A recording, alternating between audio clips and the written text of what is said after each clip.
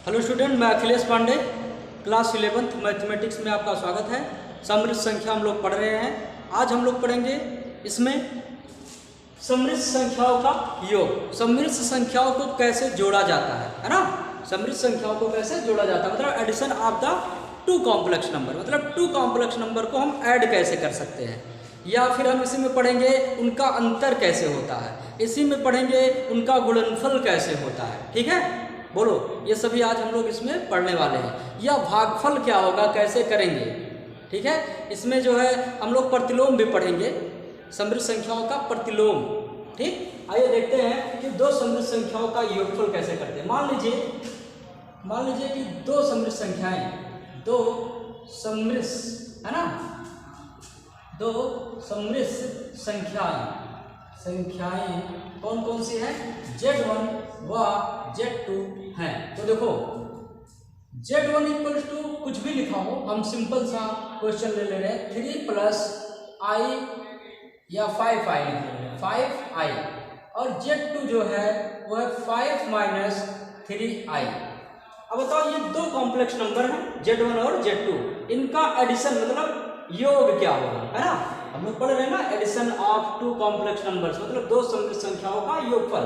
तो देखो इनका योगफल जो होगा, योगफल इक्वल टू क्या होता है, Z1 को Z2 में क्या कर देंगे, ऐड कर देंगे। अब हम Z1 का वैल्यू रखेंगे। Z1 क्या है, 3 प्लस 5i।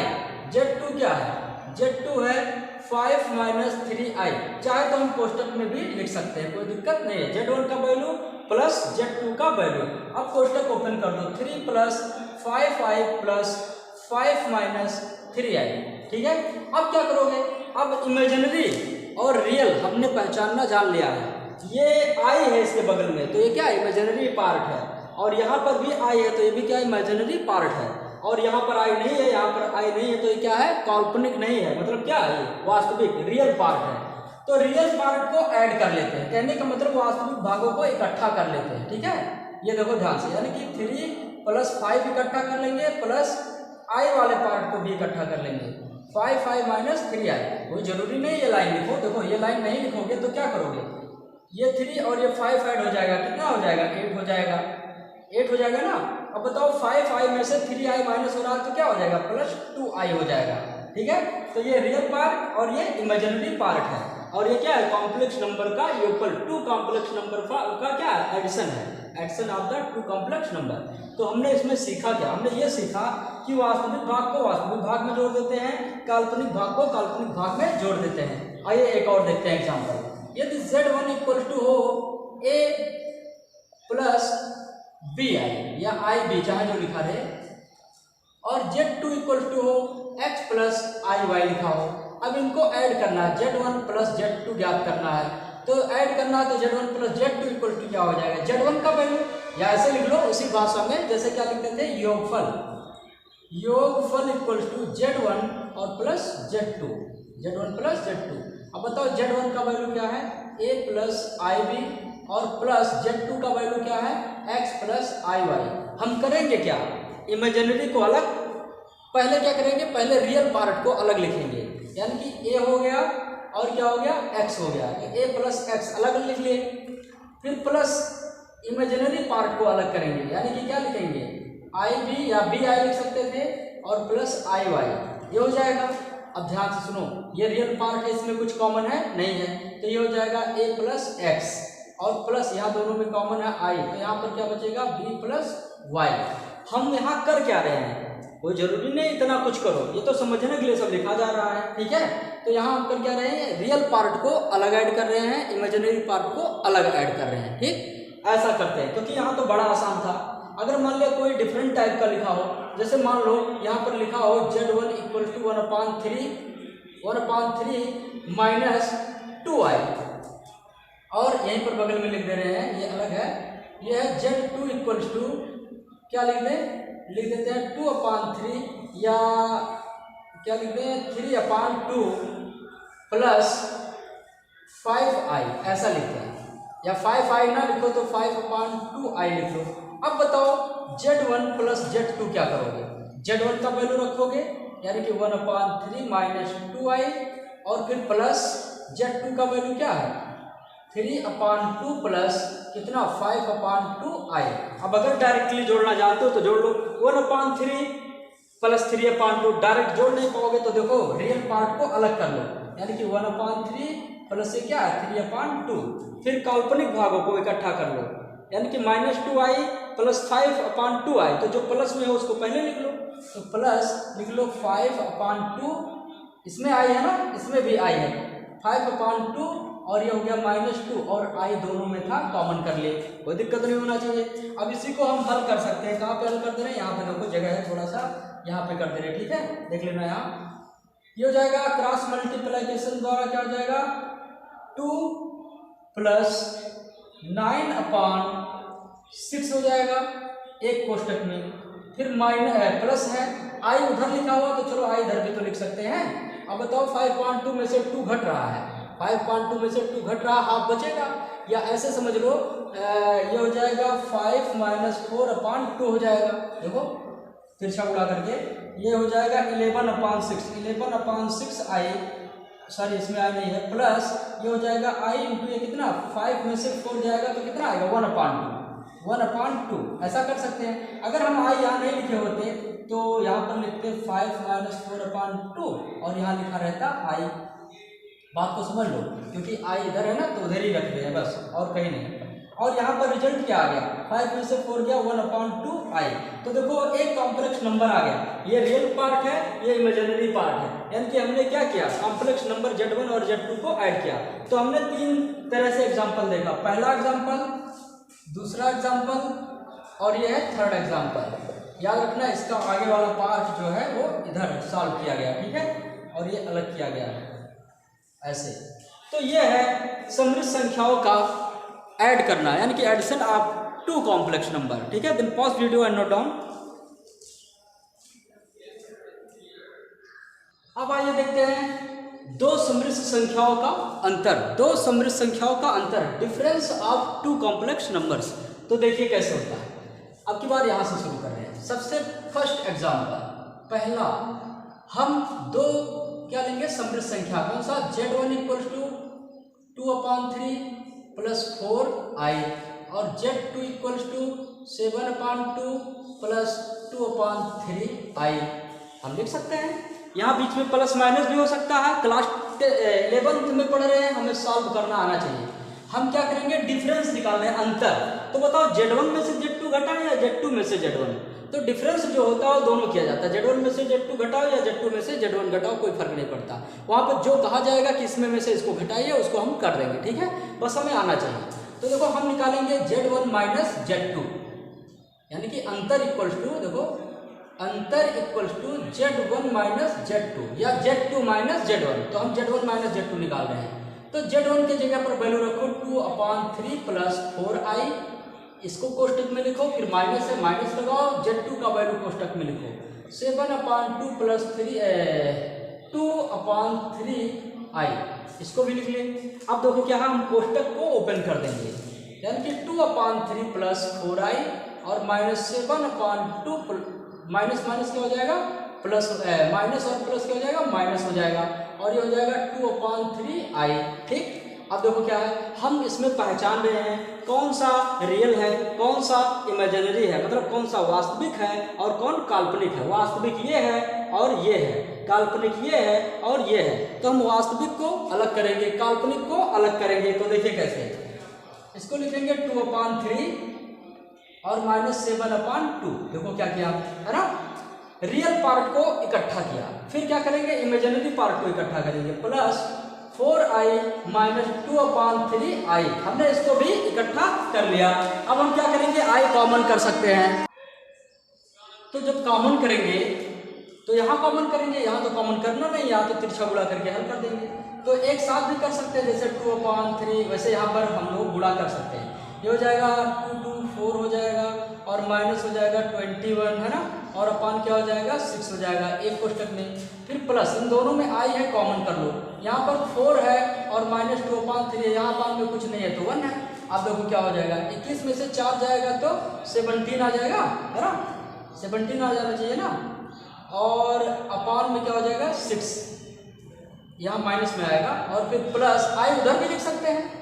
तो वही लिख लेंगे। तो देखो ये हो जाएगा 4 तिया 12, 12 माइनस 2/3 और यहाँ आई लिख देते हैं। अब देखो क्या हो जाएगा -17/6 और ये हो जाएगा प्लस 12 में से 2 घटेगा तो 10/3 आई हो जाएगा। ठीक है, तो ये हो गया दो समृद्ध संख्या यानी कि 2 complex number Z1 and Z2 का क्या डिफरेंस यानी कि अंतर। ठीक है, तो अंतर आ गया इतना। अगर यहाँ सब कुछ सही से किया गया है तो ये सही होगा। ठीक है, एक और एग्जांपल देख सकते हैं हम लोग। जैसे मान लें कुछ भी लिखा हो, जैसे 2 नंबर है Z1 इक्वल्स टू क्या मान लें 7i - 5/2 और Z2 इक्वल्स टू, देखो यहाँ पहले लिख दे यहाँ बाद में लिख दे, यानी कि हमेशा हम रियल पार्ट पहले लिखते थे, इमेजिनरी पार्ट बाद में लिखते थे। अब की बार इमेजिनरी पार्ट पहले लिख दे और रियल पार्ट बाद में लिख दे। तो देखो अब Z2 इक्वल्स टू मान लेते हैं 2 + 7i। अब देखो क्या होगा Z1 यानी कि अंतर इक्वल्स टू Z1 - Z2। तो Z1 का वैल्यू रखो, ये हो जाएगा 7i - 5/2 एक कोष्टक में, फिर माइनस Z2 का वैल्यू क्या है 2 + 7i। अब बताओ ये हो जाएगा 7i - 5/2 फिर -2 - 7i हो जाएगा कि नहीं हो जाएगा। अब देखो रियल पार्ट और इमेजिनरी पार्ट को अलग अलग करो। तो रियल पार्ट, अब बताओ पहले इमेजिनरी लिखना है। सबसे बड़ी बात तो ये है कि यहाँ 7i से 7i कैंसिल हो गया है ना। अब बचेगा -5/2 और -2, दोनों निगेटिव में है, ऐड हो जाएगा मतलब माइनस कॉमन कर लो। तो ये 5/2 और +2 हो जाएगा। चाहो तो तिरछा गुणा करके हल कर दो, लेकिन ऐसे भी जानो 5/2 कितना लिखा हुआ 2.5 है, 5 का आधा 2.5 होता है ना, यानी कि ये 2.5 है और 2 ऐड हो रहा है तो कितना हो जाएगा 4.5। तो 4.5 क्या होता है 9/2, 9 का आधा 4.5 तो हो जाएगा 9/2। तिरछा गुणा करके चेक कर लेना। तो वास्तव में ये जो आया रिजल्ट ये आया -9/2, कितना आया सिर्फ -9/2। अब बताओ हमें कि ये तो पूरा रियल पार्ट आ गया सिर्फ, यानी कि क्या आ गया वास्तविक भाग सिर्फ आया, काल्पनिक भाग इसमें कुछ आया नहीं। लेकिन इसी को लिख सकते हैं -9/2 + 0i और ये हो जाएगा इसका आंसर। ठीक है, तो ये था समृद्ध संख्याओं का अंतर, है ना, difference of 2 complex numbers. Then pause video and note down. अब हम पढ़ेंगे दो समृद्ध संख्याओं का गुणनफल। दो समृद्ध संख्याओं का गुणनफल, मल्टीप्लिकेशन ऑफ 2 कॉम्प्लेक्स नंबर्स, है ना। अब हम 2 कॉम्प्लेक्स नंबर लेंगे और उनका गुणन ज्ञात करेंगे क्या होता है। ठीक है, तो सबसे पहला एग्जांपल ले लेते हैं Z1 = 3 + 2i और Z2 ले लेते हैं 5 - 3i। ठीक है, अब हमें इनका क्या करना है गुणन करना है। तो देखो क्या होगा, गुणन क्या होता है Z1 × Z2। दो समृद्ध संख्याओं का गुणन क्या होगा, उनका गुणनफल। Z1 का वैल्यू क्या है 3 + 2i, है ना, और ये क्या हो जाएगा 5 - 3i। तो जैसे हम लोग x + y या 2x + 3, है ना, 3x - 4 गुणा करते थे 9th में, ऐसे ही करना है। तो देखो कैसे करेंगे, ये हो जाएगा इसमें इसका गुणा होगा तो 3 × 5 = 15 हो जाएगा, है ना। फिर इसका गुणा किसमें होगा, इसमें हो जाएगा, तो ये हो जाएगा -3 × 9 और i है तो i भी लिखा जाएगा। फिर इसका गुणा इसमें हो जाएगा तो कितना हो जाएगा +2 × 5 = 10i हो जाएगा। ठीक है, फिर -2 × 6i का i में गुणा i² हो जाएगा। अब हमें i² पता होना चाहिए कि क्या होता है। तो ध्यान से देखो i² = i × i होता है, और हम लोग अभी पढ़े थे i का वैल्यू होता है रूट में -1 और इसका वैल्यू होगा रूट में -1। तो सब मिलाकर क्या हो जाएगा, देखो जो रूट से बाहर आएगा यानी कि रूट में -1 × -1 ये तो है, तो ये बाहर आ जाएगा -1। तो इसका i² की जगह पर हम क्या लिख सकते हैं -1। i² की जगह पर क्या लिखेंगे -1 लिख सकते हैं। देख लो i² की जगह पर -1 हो सकता है कि नहीं हो सकता है, बहुत आसानी से लिख देंगे हम। तो ये हो जाएगा 15 -9i और 10i प्लस में है और ये माइनस में, यानी कि सिर्फ i बचेगा प्लस में। ठीक, देखो 10i में से 9i जाएगा तो कितना आएगा, है ना, ये 1i हो गया। फिर प्लस नहीं, ये माइनस है, -6 है, देखो -6 है और i² का वैल्यू -1, तो ये हो जाएगा 15 - i + 6। 15 और 6 कितना हो जाएगा 21 हो जाएगा और -i कुछ आई नहीं है तो एक आई होगा, ठीक है। तो ये हो जाएगा दो समृद्ध संख्याओं Z1 और Z2 का गुणनफल।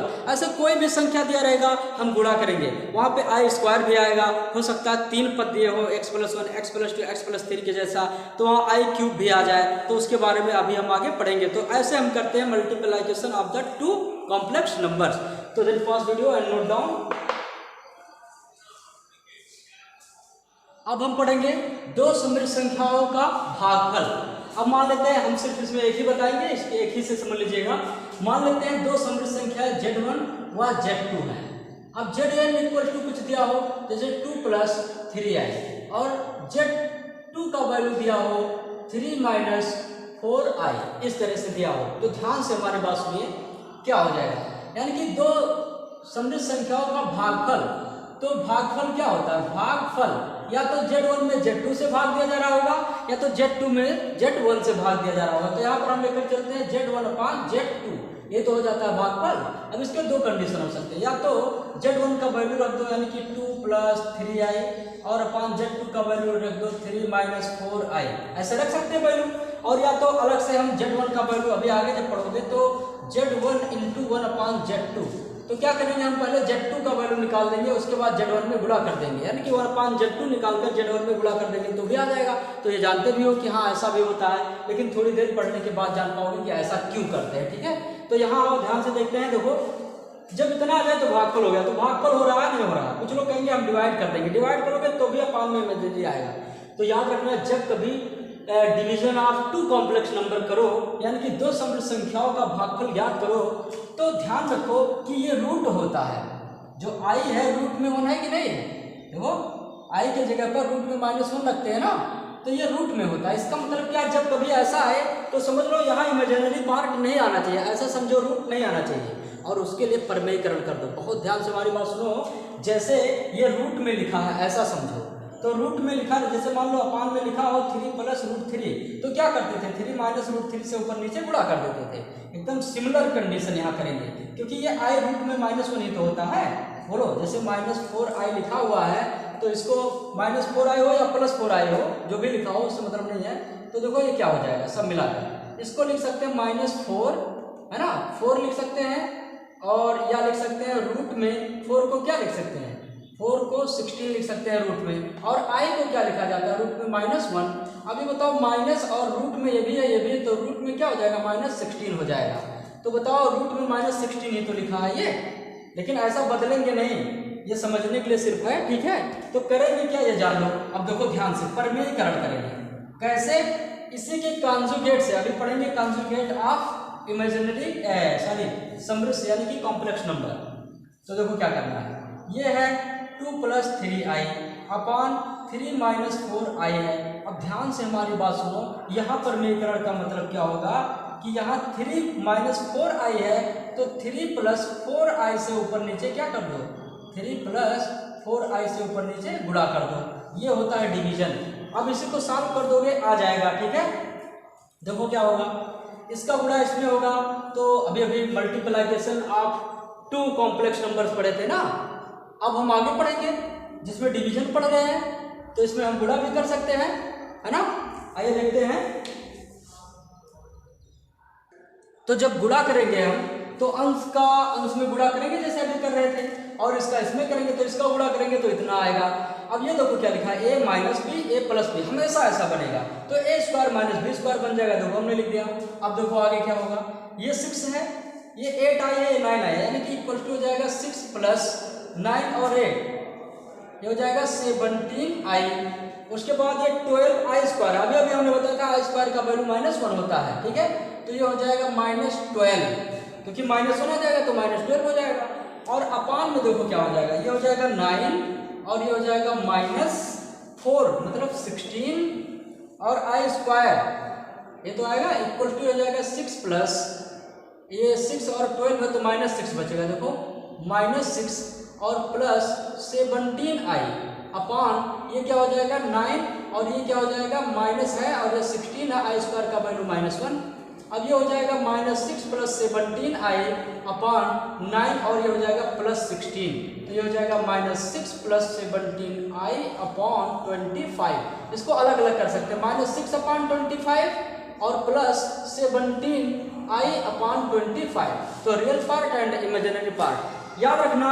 हमें करना क्या रहता है, चाहे योगफल करते हैं, चाहे गुणनफल करते हैं, चाहे भागफल करते हैं और चाहे अंतर निकालते हैं, लास्ट में क्या आना चाहिए, एक सम्मिश्र संख्या आना चाहिए जिसमें रियल पार्ट हो और इमेजिनरी पार्ट हो। देखो जितना भी हमने किया सब में आया है, एक जगह नहीं आया था इमेजिनरी पार्ट, वहाँ हमने 0i लिखा था, ठीक है। तो ऐसा करते हैं, याद रखना।